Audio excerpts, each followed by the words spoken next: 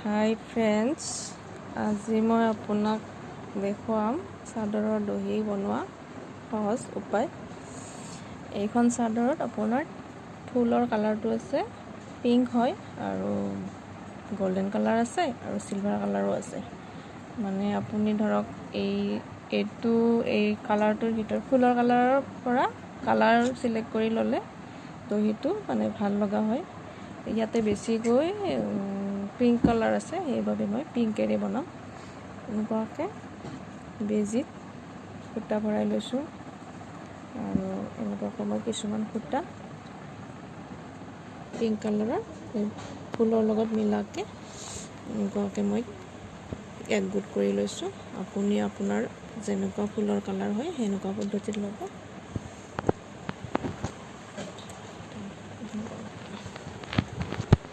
ওচৰৰ পৰা বেজিটো এনেকুৱাকৈ প্ৰথমতে দি আপুনি ফাৰ্ষ্ট এটা গাঁঠি মাৰি ল'ব।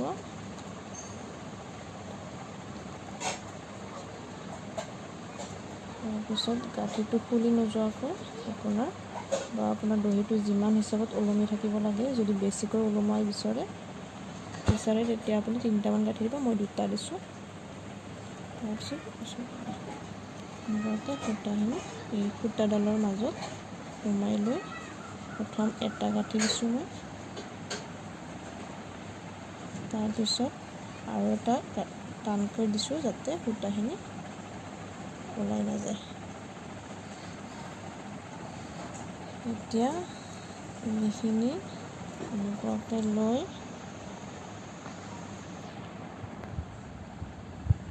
এনেকুৱাকৈ বেজিটো তলেৰে আপুনি এনেকুৱাকৈ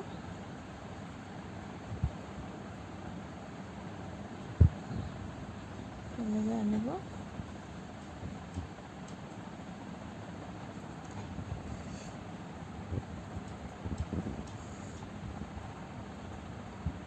এনেকুৱাকৈ টাইটকৈ টানি দিব যাতে টান হয়।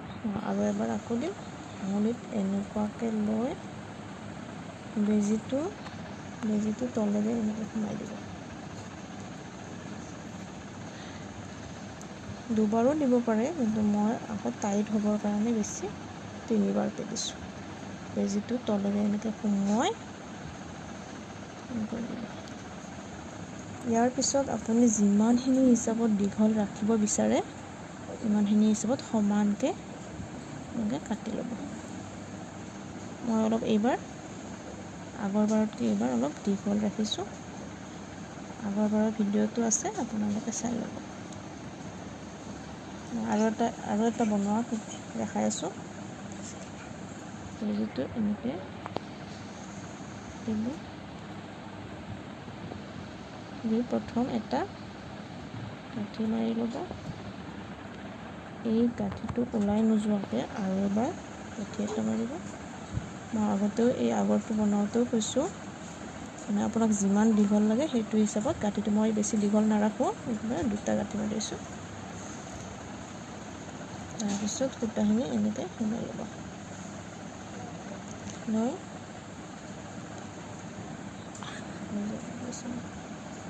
গাঁঠিটো মই ওলাই নোযোৱাকৈ আৰু এবাৰ গাঁঠি এটা মাৰিছোঁ। তাৰপিছত আপুনি এই সূতাখিনি এনেকুৱাকৈ ল'ব। লৈ এই যোনডাল ৰচিছে এইটো আঙুলিৰ তলেৰে সোমাই বেজিটো তলেৰে এনেকৈ সোমাই ল'ব। দি এনেকুৱাকৈ টানি দিব। আৰু এবাৰ দিব এনেকৈ আঙুলিত এনেকুৱাকৈ লৈ সোমোৱাই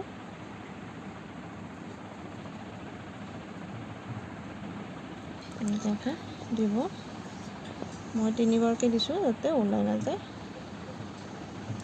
তাৰপিছত আপুনি এইটোৰ হিচাপত চাই এনেকুৱাকৈ সমানকৈ কাটি ল'ব।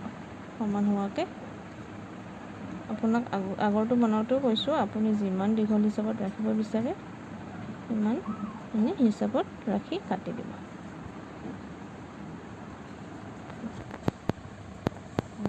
আগতে এইখিনি ৰেডি কৰিছিলোঁ, আপোনাক দেখাবৰ কাৰণে সেই দুটা বনাই দিলোঁ। এনেকুৱাকৈ বনাইছোঁ মই গোটেইখিনি। ফ্ৰেণ্ডছসকল কেনেকুৱা হৈছে কমেণ্টত জনাব। Thank U.